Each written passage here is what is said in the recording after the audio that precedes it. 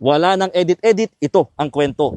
Nandito ako ngayon sa Barangay Tumpa, sa Kamalig, Albay, kung saan talagang apektado pa rin na makapal na ashfall ang maraming mga residente, partikular ang mga farmers o magsasaka dahil dito, particularly dito sa taniman ng mga talong, marami-rami ito mga kapatid pero halos balot na ho ng makapal na abo yung mga halaman at yung mga talong talagang ano rin ho hindi na halos makapakinabangan dahil talagang nabalot na rin siya no ng abo kahit hugasan.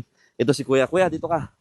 Sa iyo tong mga taniman na yan. Oo, sa akin yan, sir. Oo. Ba't di na ba pwede yan? Yung mga talong na yan, meron pang bunga. Hindi yan, sir, mapakinabangan eh. Dapat sana eh, ani namin ito is katapusan ng Mayo eh. Oo. Tapos ngayon eh, hindi na ito ma-harvest. Dahil? Yung aboy, makapal na. Ah, saka, Kahit hugasan namin eh, bakit? Nanoot na siya? Gano'n? nanoot na. Ah, So, mga kailangan namin is mga ano lang eh, umulan, ganyan, oo. para mahugasan lalo yung ano. Saka parang maliliit pa siya. Oo, kasi nagsisimula pa lang to eh. Mm-mm. Maliliit pa lang yung mga talong no na yan.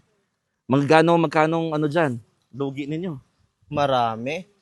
Supposed to be is, ano lang dapat, ano namin dito eh, mga 10K, ganyan, unang ani. Mm-mm. Tapos yung sa sitaw naman, mas marami yung sa sitaw namin. Mm-mm. Wala na eh, logi na. Ah, sige. Puntahan natin ibang mga area, sir. Sundan kita. Sige. Oo.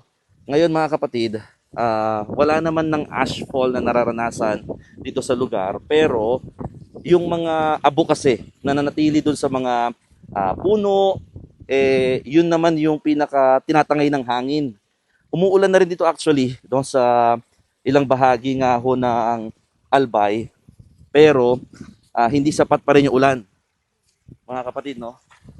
Medyo challenging lang ho dito sa may pinuntahan naming taniman. Nandito ko kami talaga sa pinaka-affected na area. So, dito may mga tanim na talong, okra, sitaw, pechay. Talagang punong-puno ho, no, ng makapal na abo. Yung sapatos ko nga kulay itim yan. Ngayon halos nagkulay puti na ho. Ano ho talaga, kawawa yung mga farmers dito. Ito yung mga actually nasa bandang malayo-layo pa tayo sa pinakapaanan ng bundok. So yung pinaka nasa may paanan talaga ng bundok, doon may mga namatay na rin na hayop. Talagang halos hindi na rin mapakinabangan yung mga pananim. So dito, yung ibang tanim naman, pakita namin sa inyo yung okra at saka kahit ng mga palay may mga palay dito na dapat aanihin na sana. May 2, wala. Hindi na ho talaga napakinabangan. Yung mga kalabaw, baka, ang ano naman nila, doon nililipat sila sa mga merong medyo nabasa pang area part para pwede pang kainin yung kanilang mga damo, no?